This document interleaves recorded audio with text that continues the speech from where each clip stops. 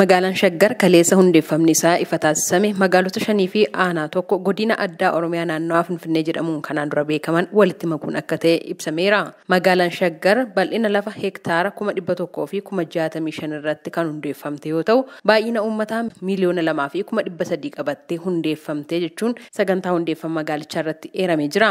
Sagantaa kana irratti kan argaman pirezidaantiin mootummaa naannoo Oromiyaa obbo Shimallis Abdiisaa akka jedhanitti magaalattiin magaalaa dorgomaa fi qonnaan bultoota qabatee guddatu akka ta'u ni hojjetamaa jedhan.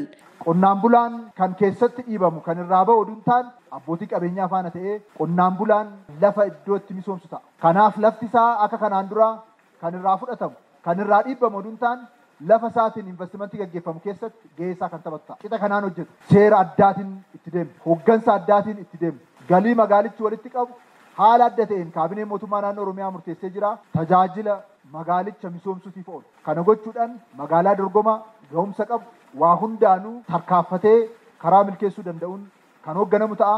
Uummanni keenya daangaa hanga daangaatti jiru qonnaan bulaa fursee bulaan keenya adda duree ta'uudhaan seeraa fi hojimaata mootummaan isinii qopheessuun daangaa Oromiyaa hundarraa warra adda duree taatan dhuftanii giddugala kanatti kan qe'ee keessanitti qubattan kan hojjetamu ta'a. Diyaasporaa biyya alaa jiru uummata keenya iddoo adda addaatti socho'an hundaaf hojimaata adda ta'e qopheessaa jirra.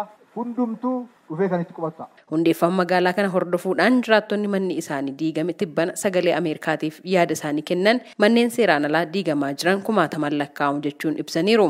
በጣፎ ስር ማለት ነው። አካባቢው ድሬ ነው። መሀል ላይ እቺን ድሬን የምትባለዋን አካባቢ ዘለዋት ትንሽዬ ናት። እሷን ዘለው በቃ ወደ ቀርሳ ከመንገድ በላይና ከመንገድ በታች የሚባለውን አለ ከመንገድ በታችማ ቆቆሮውን ዘርፈው ወስደውታል። ኩታ magaalaa Xaafoo jalatti naannawaan isaa immoo Dirree jedhama. Magaalaa xiqqoodha Dirreen jedhamtu kun. Magaalaa xiqqoo Dirree jedhamtu kana keessaa muraasa jigsanii bira darbuudhaan bakka Qarsaa jedhamutti immoo daandii olii fi daandii gad jechuun baay'ee diigani. Manneen Qarsaadhaa daandii gad jiran kan diigamani qorqorroon isaallee abbaa qabeenyaatiif hin kennamne. Hin fudhatame.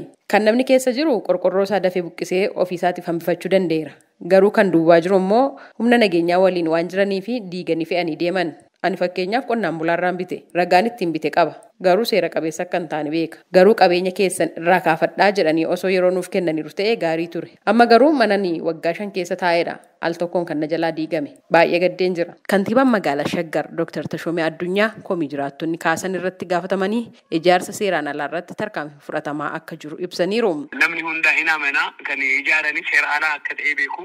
Diiguu irratti wama mormiin qabanii wal mari'annee mallattoo itti goonee guyyaa yeroo gaa kan ta'e isaanis kennine jigsinee jechuudha. Nu mana yoo jigsinu sabalaallee miti jigsaa kan turre nu magaalaa haaraa ijaaruu barbaadna. Magaalaa ammayyaa kan ta'e amma immoo isaan itti jiraachaa jiranillee yeroof malee isaaniif illee gaarii miti. Fooyyessuuf goonee seera alummaa to'achaa jirra. Saba wajjin kan deemu wanni tokko illee hin jiru. Nu kalaaluu kan barbaanne malinni hayyama ijaarsaa kan hin qabaanne. Lafa seeraan kan hin fudhanne saba kamaa ta'u saba odollaaleen tarkaan fudhachaa waan jirruuf kuni odeeffannoo sun argattanii sirrii akka hin taane ibsuuf.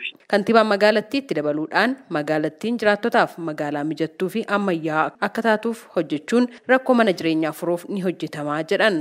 Shaambal Xaasaw jiraataa magaalaa Laga Xaafoo Laga Daadhii ta'uu isaanii eeruudhaan magaalaan Shaggar hundeeffamuun qonnaan bultootaaf abdiidha jechuun ibsani. Calqaba kanarratti qotee bulaa keenya abbaa lafa isaa abbaa qa'ee ta'ee haala mijaa'aa tokkoon haala ammayyaa tokkoon bakka gaarii akka nuun ga'u baay'ee itti amanaa jirra. Qonnaan bulaa lafasaa waan salphaatti jijjiiree ofiisaati bakkaa buqqa'ee lafasaa gadhiisee biyyaa ba'aa ture.